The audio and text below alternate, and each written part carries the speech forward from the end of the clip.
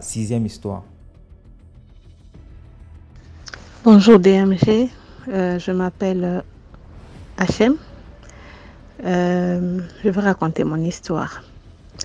C'est depuis 2021 ou 2021 qu'un couple ami m'avait présenté à un de leurs amis. Je vais lui donner le nom de Frédéric. On me présente à Frédéric.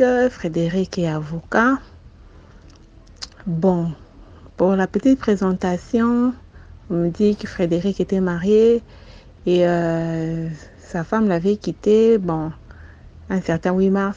Il y avait déjà des problèmes en amont et tout, mais le 8 mars, la femme était partie se réjouir avec ses amis et puis elle est rentrée le 12. Bon, étant congolaise, dans notre culture, ces choses, ça n'arrive pas, ça ne se supporte pas. Et c'était vraiment la goutte d'eau qui avait fait déborder le vase. Bon, c'était la présentation, le jour où on nous avait présenté. Une fois qu'il était parti, on m'a briefé un peu sa petite histoire. J'ai eu pitié de lui. Je lui ai dit, mais bon, c'est quelqu'un de bien, mais pourquoi est-ce qu'il est tombé sur une femme aussi mauvaise comme ça? En tout cas, que le Seigneur le fasse grâce, qu'il trouve une bonne femme. Le lendemain, ma copine m'appelle pour me dire, ma copine, je l'appelais Laetitia. Laetitia m'appelle pour dire, ah, écoute, en fait, Frédéric était marié à Pauline. Regarde, Pauline, elle est là. Je dis, en tout cas, ce visage me dit quelque chose. On dirait qu'on était ensemble à la fac. Et je fais la capture de la photo de Pauline. Et je vais dans notre forum WhatsApp avec les amis. Bon, et puis on me donne son nom. On me donne son nom, parce qu'elle avait déjà oublié son nom de Pauline. On me donne son nom, son numéro. Après, je vois que Frédéric m'a cherché sur Facebook, on a commencé à converser, c'était un premier rendez-vous, et tout, mais au début, j'étais quand même hésitante, je n'aime pas trop les divorcer, c'est toujours une longue histoire, divorcer avec 2 enfants, en bas âge, c'était quand même compliqué, et tout.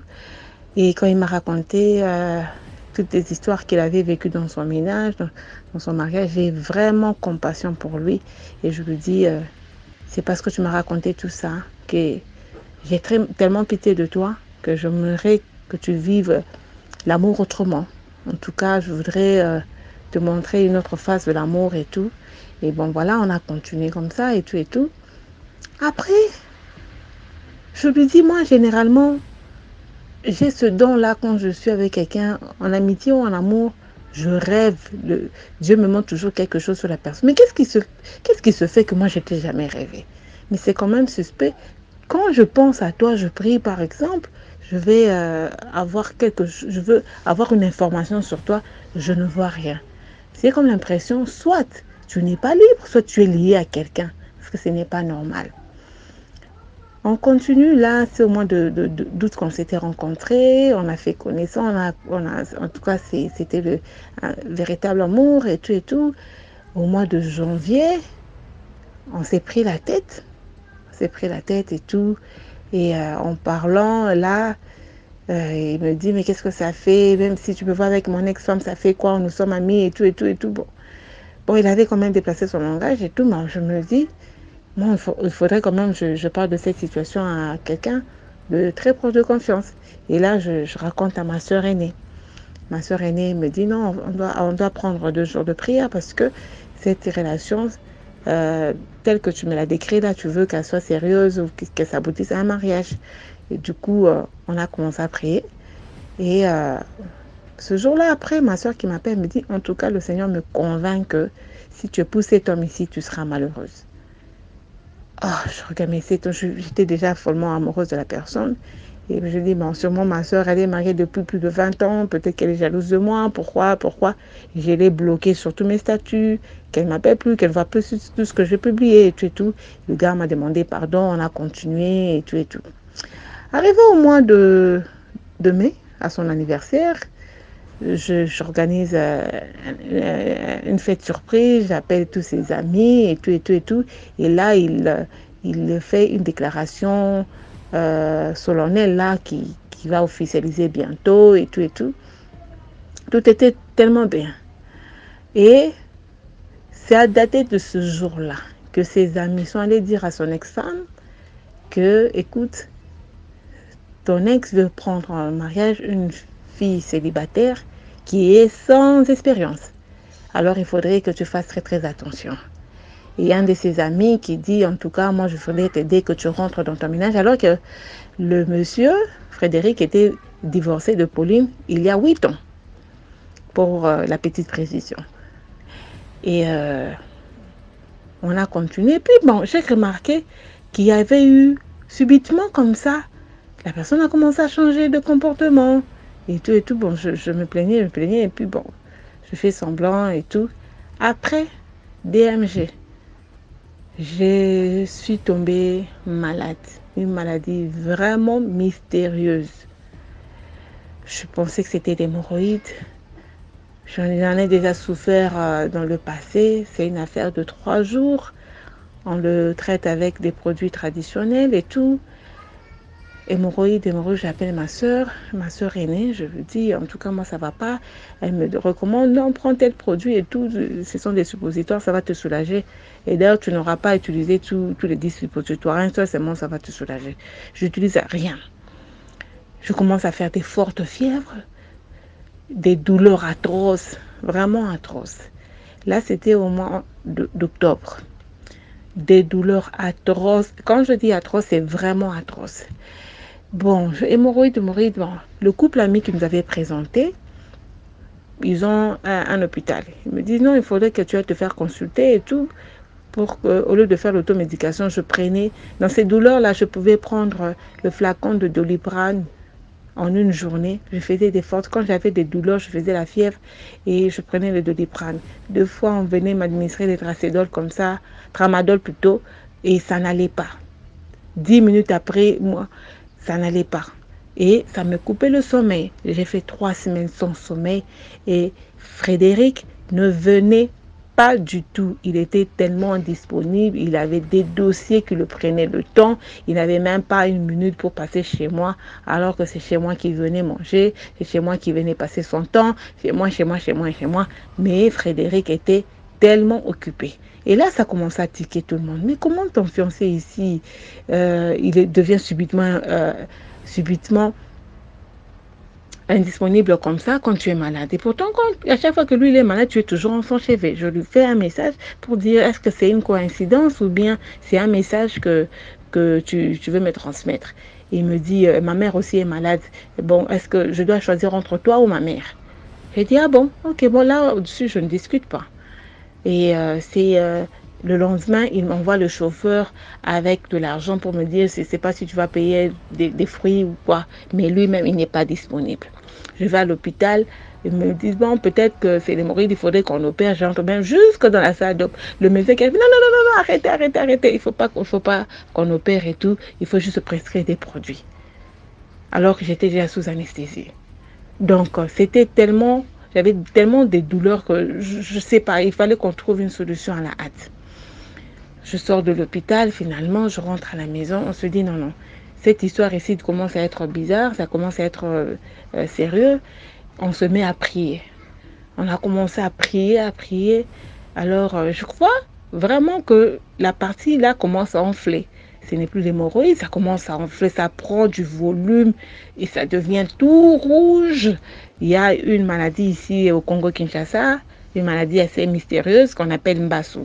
Donc ça enfle comme ça et puis quand ça explose, ça fait une plaie et ça conduit même à la mort. Et cette maladie-là, ça ne se soigne pas à l'hôpital. C'est juste chez les praticiens et tout. Bon, ce sont eux qui guérissent ça. Bon, en tant que chrétienne, moi, les praticiens plutôt, moi, je ne les consulte pas. Là, on s'est fié à la prière. Et tout, monsieur appelé, il écrivait un message, s'il écrit aujourd'hui, coucou, ça va? J'ai dit bien. L'autre coucou là, c'est demain. Donc toute la journée, il n'a pas de temps pour te demander comment tu vas, rien. Et tout. Bon, finalement, ma voisine qui vient avec son amie, mais ma soeur, pourquoi est-ce que cette hémorroïde prend 3 semaines comme ça? C'est pas normal. Fais-moi voir d'abord. Qu'est-ce que c'est? Il y a un truc gonflé, en tout cas, je n'arrive pas à me mettre. Je ne sais pas manger non plus. Je prends juste la papaye et la bouillie. pendant 3 semaines et je n'arrive pas à dormir. Je ne sais pas si c'est à cause des antidouleurs que je prends ici. Je ne dors pas, je ne sais pas m'asseoir non plus parce que j'avais des douleurs tellement atroces. Alors elle regarde, elle me dit, non, est-ce que tu as de l'huile d'onction et tout? Je lui dis, oui, j'en ai toujours eu. Elle prie, elle applique là. Alors elle part, elle me dit, mais non, mais ma chérie, tu as marché sur quoi? En tout cas, c'est une maladie mystérieuse là que tu as piétiné et tout, je sais pas. Mais la personne qui t'a jeté ce sort ici, elle est tellement méchante parce que là, si ça explose seulement, tu vas mourir. Oh, j'étais étonnée. Ma voisine qui me dit, en tout cas, ma grande soeur m'a dit, leur pasteur prie aussi pour ce genre de cas. Je vais à l'église, à peine j'arrive à l'église, le pasteur qui dit, mais cette femme ici, qu'est-ce qu'elle te veut? Elle est vraiment méchante, elle veut te tuer. Heureusement que je suis arrivée à temps. Alors elle me dit, mais non, ce n'est pas la femme de ton gars, c'est sa nièce qui vivait dans sa maison. Pour la petite précision, quand monsieur avait divorcé de sa femme, il avait récupéré sa nièce. Et comme on a commencé ensemble notre relation, sa nièce me prenait pour sa rivale. Vraiment une rivale alors que c'était la nièce. Moi, je ne comprenais pas. Je me plaignais de la façon dont elle me traitait alors que c'était une petite fille. Elle me prenait pour sa rivale. Comment? On n'a pas le même niveau et tout. Je ne comprends pas. Et tout, elle me dit c'est sa nièce, mais elle n'est pas seule. Il y a beaucoup de gens dedans, dans cette maladie. Donc, pour dire qu'il y a quelqu'un, c'était l'idée de quelqu'un, l'autre a financé l'argent pour aller prendre le produit encore je sais pas, chez le sorcier, chez les nganga et tout, et quelqu'un d'autre est venu livrer. Et moi, je me rappelle que je suis tombée malade le jour que la nièce était venue à la maison chez lui, chez mon gars. Alors, on a commencé. Le soir, je reviens, monsieur m'appelle. Pourquoi tu es allé à l'église? Il ne fallait pas que tu ailles à l'église.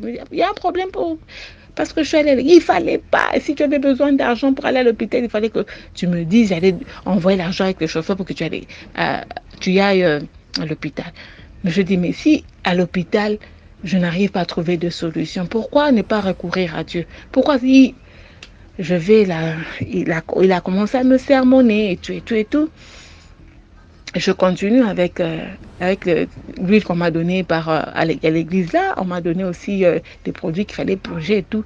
Il y avait des trucs bizarres, une odeur nauséeuse. Je n'ai jamais senti une odeur comme ça de ceux qui sortaient dans mon ciel. Excusez-moi de le dire.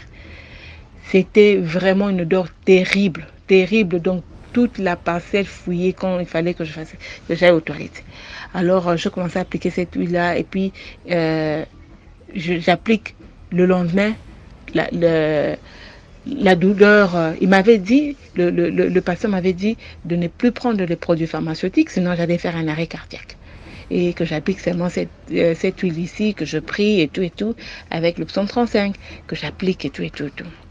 J'ai commencé à appliquer jusqu'à ce que la partie enflée là termine, tout redevient normal et tout. Je faisais plus de fièvre, je n'avais plus de douleur. Et il me dit, ton gars là, c'est c'est un occultiste. Il voulait te sacrifier et tout. Regarde pour preuve. Prends cette huile ici, tu appliques ça sur la barrière, sur les portes de ta maison et tout. Tu prends aussi le sel, tu asperges dans toute la maison, dans ta chambre et tout. Tu verras que le monsieur ne viendra plus. DMG, depuis le mois de novembre 2022, monsieur n'a jamais mis ses pieds ici. Il n'a jamais mis ses pieds ici. Jusqu'aujourd'hui, il a toujours des raisons. Pourquoi? Non, je n'ai pas le temps. Ou bien quand il vient comme ça, il gare au coin de l'avenue. Il ne peut pas arriver chez moi ici. Alors je lui dis, je sais pourquoi tu ne viens pas. Oh non, je pense que... Non, je sais pourquoi tu ne viens pas. Et là, on me raconte comment il est occultiste, il voulait me sacrifier et tout. Il voulait, c'est pas utiliser mon étoile, machin. Alors, 2 fois, le Seigneur nous parle, mais nous ne sommes pas attentifs. Nous avions prié et le Seigneur nous avait déjà montré, avait déjà dit à ma soeur, mais comme c'était ma soeur, je l'ai pas suivi. Il fallait que quelqu'un d'autre me le dise et tout. Et pourtant, si j'avais arrêté depuis janvier 2022, je ne serais peut-être pas tombée malade et je n'allais pas subir tout ça. C'est un peu ça. Donc, 2 fois, je dis, j'ai compris qu'il ne faut pas aimer par pitié, par compassion, non. Il faudrait vraiment être convaincu de la voie que vous voulez prendre, de la décision que vous voulez prendre pour s'engager. J'ai failli perdre ma vie et tout. Et pour une petite précision, depuis que je rencontrais ce monsieur, J'ai eu des arriérés pendant toute la relation, des arriérés de salaire. Tout ne marchait plus dans ma vie. Dans mon travail, ça ne marchait plus. Je dépendais totalement de lui. Totalement de lui. Il fallait que lui vienne me donner l'argent, lui paye pour moi le carburant. Je ne comprenais pas et pourtant, moi, je suis une femme qui travaille depuis plus de 10 ans et je me suis toujours prise en charge toute seule. Mais depuis que je l'ai rencontré, tout ne marchait plus. Et quand je me suis décidée, j'ai dit spirituellement, physiquement, je te quitte. C'est alors que je commence même à aller en mission des services, que je commence à me retrouver et tout commence à marcher dans ma vie. Voilà ma petite histoire. Merci. Merci pour l'histoire.